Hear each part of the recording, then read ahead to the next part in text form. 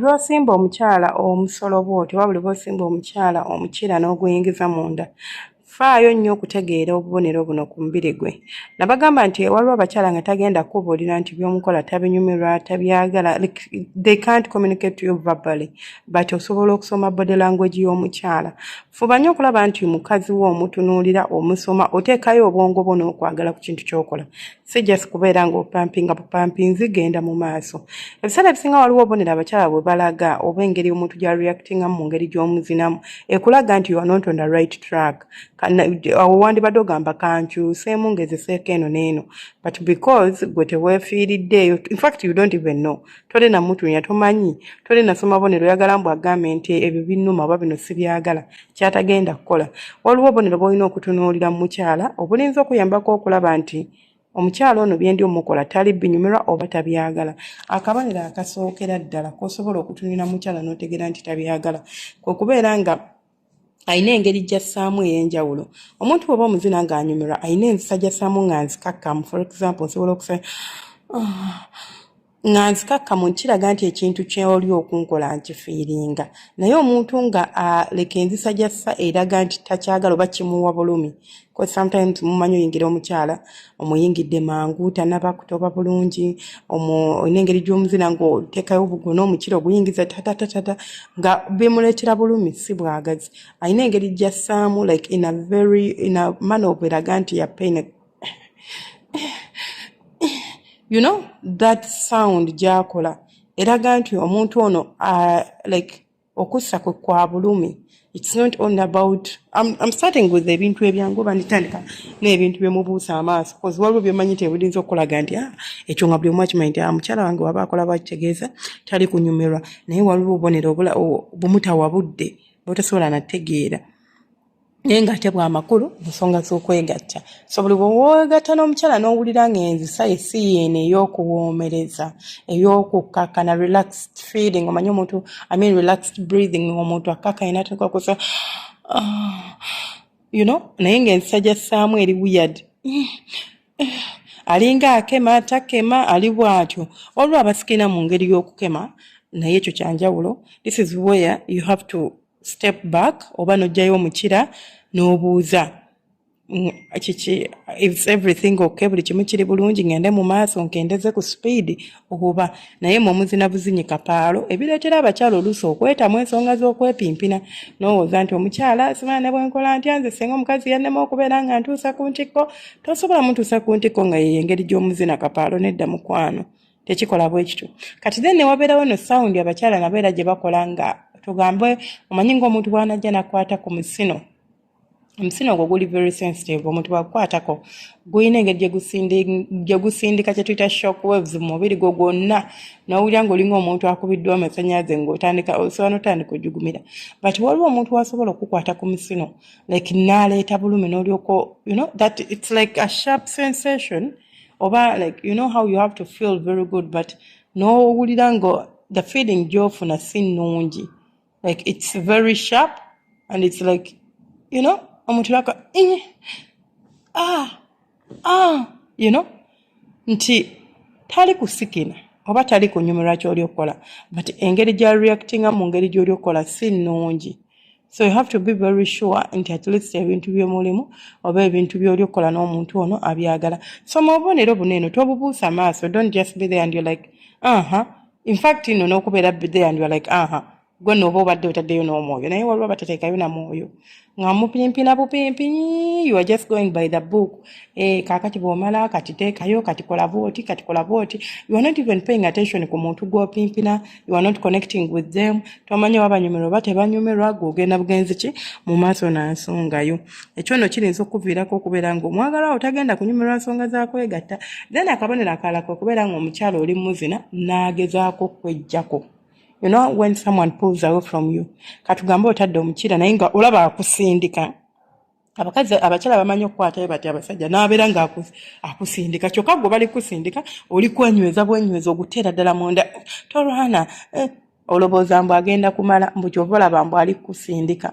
mbukwejjako waliwo yambuuza nti senga lwaki mukyala wange buli bwembeera nga muzina ku speed ennene agezaako okudduka. Then I try to pin her down oba ne mukwata ne munywerezawo wansi, bw'amala nakkakkana n'asirika n'andeka n'enkola byenkoze. Ne mugamba obeera ng'amukwata nti bw'alaba ng'ekyokulwana kiri pointless asirika busirisi nakuleka n'okola by'oyagala naye aba amaze disconnectinga mu nsonga z'okwepimpina. Afuuka nab like I don't care kola byokola omala okola eki onveeko. So it's not nti omuntu bw'aba alwana okwejjako. Bannange muyige okurespectinga omuntu. Bw'agamba lekeraawo. Bw'agamba weeyongereyo. Bw'akwejjako vaako. Tolemezaamu. Manyi omuntu omupiinize down katugambe mulimu ka missionary. Oyina engeri gy'omwebaseeko waggulu tasobola kwesikako kati alwana kusindika okwejjako naye ate gogenda bugenzi mu maaso okukola n'ekyo ky'oli okukola. Weegendereze nnyo omukyala bw'aba akola akabonero ng'ako kitegeeza either biri muluma oba tali kunyumirwa. There is something wrong. It's either olina w'okoona w'otalina kkoona, olina w'okoona wamuleetedde obulumi. Something is amiss somewhere. So pay attention. Mubuuze oba si kyo vaamu mukyuseko ku style. Oba styles eziruma abakyala nga emuleetera pain ng'emuluma. Nabagamba kabuzeemu ku styles ezisinga okukozesebwa ezinyuma okuzina eziwooma naye ate yemu ku styles esobola okuleeta obulumi ng'ebuleetera omukyala. Lwaki? Kubanga buli bw'omusimba omukira ng'oli muwanvu ng'ate omukyala emmana ye nnyimpi omuleetera bulumi. Gwina engeri gye gumuleeteramu obulumi nti oba omukoona paka eri ku cervix at and mu ngeri eya ta cervix eyo tukonako bukonya kati bw'oba okonako ta omuleetera obulumi. Kati omukazi asobola okwesikako gwe n'osigala ng'omukutte eno mu hips ze oba kabinake like mu what I mean ogenda bugenzi mu maaso paka bw'osamola n'omala n'ogwali n'okola ebyo munnaye si bwe bityo ebikola. Olina okumakinga sure nti kyokola munno akyagala. Then akabonero akalala k'osobola okutunuulira ke kabonero ok'okubeera ng'omuntu tarespondenga ku byokola. Ekyo no kitegeeza byokola tebiriiyo. Nabagamba omukyala atayagala muweeweeta kitegeeza by'omuweeweeta tebimunyumira oba si kyo nga y'omuntu alina ekizibu ku nsonga z'okuweeweetebwa. Kati then waliwo abakyala g'osobola okuzina nga takufiiringa tali responsive like waali awo yeebase gw'olikola byokola ng'alinga eyeebase oba alinga omulambo oba alinga ki. Okwepimpina kye kintu omuntu kyakola omuntu omubiri gwe ne gurespondinga obwongo bwo ne bubeera active. It's not nti gwa bugamba nti let's be active, no. It's the thing that is happening mu mubiri gwo ekireeta ekyo nti oba kwatako n'orespondinga n'oyima n'okola otya. There is a process that goes on in your body. Kati process eyo it means it's nothing happening. It's not happening. Nothing is happening in her body. Yali bubeezaawo gw'oligenda maaso nga weefunugula opimpina naye nga gw'opimpina takola ki tazza muzigo. Kyekimu n'omukyala okubeera nga omupimpina naye nga tasikina tavaamu yadde akaloboozi kale alinza oba tavaamu ddoboozi naye nga tugambe omulaba nti alina engeri gy'assaamu, alina engeri gy'akwatamu akamwa ke, alina engeri gy'alumamu amannyo, alina engeri gy'akutte ku masuuka gye yeenywezeza nti kyonna kyandibadde afulumya at least ali kinyigira munda but olabawo kyolabawo. Naye ng'omukazi ali awo yeebase taliiko yadde akagamba gonyeenya bunyeenya kwagamba eddoboozi eriryo n'eryemmana lyeryo eriwulikika mu nsonga z'okwepimpina. Akabonero akalaga nti omukyala tanyumira by'oli mukola era si kabonero kalungi ng'omuntu oli kwegatta naye. Pay attention, kyusaamuko mubuuze communicate. Am I doing it right? Wawe nina okukwata, wawe nina okyusaamu. Bw'aba tali willing kugamba, try other ways. Kitegeera. Omukyusakyusa omuzzeeko eno omuzzeeko eri. Olabe nga at least embeera ogitereeza ebeera wakati ewamu. Akabonero akalala okubeera ng'omukyala apoozinga. Omanyi nga mbadde muli kwepimpina nga muli kunyumira bwasikina bw'okola otya all of a sudden n'asirika omulundi gumu. Something happened. A disconnecting ze, afunye pain, abadde ki. There is something that has happened definitely. You know no pausing omulundi gumu. Mubuuze what is wrong. Oba gwe nawe pausing alekera ky'oli okukola. Abadde active but takyali active.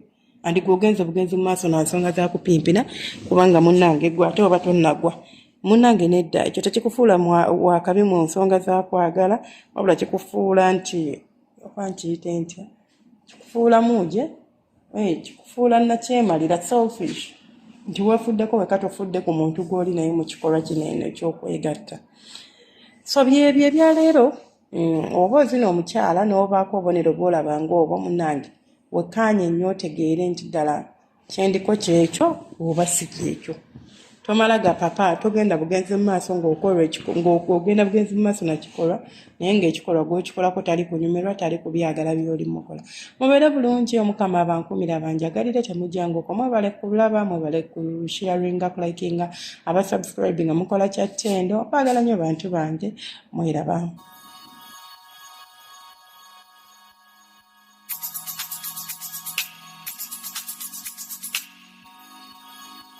Yeah.